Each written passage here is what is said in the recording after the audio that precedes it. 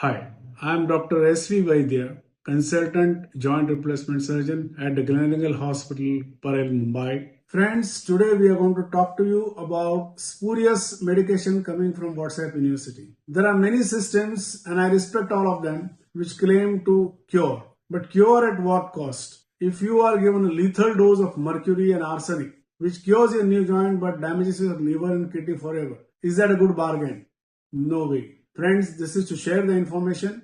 There are no magical medication in herbal or whatever you call it, which cannot be manufactured in form of tablet. Many companies have grown forests to recover most of the medications and put it into a very tenuous, rigorous trial to make sure they don't cause any side effect. In front of that, unclassified medication sold by unclassified people will lead to dangers not seen previously. Knee joint pain or hip joint pain can be taken care of without dangers of WhatsApp University. Thank you.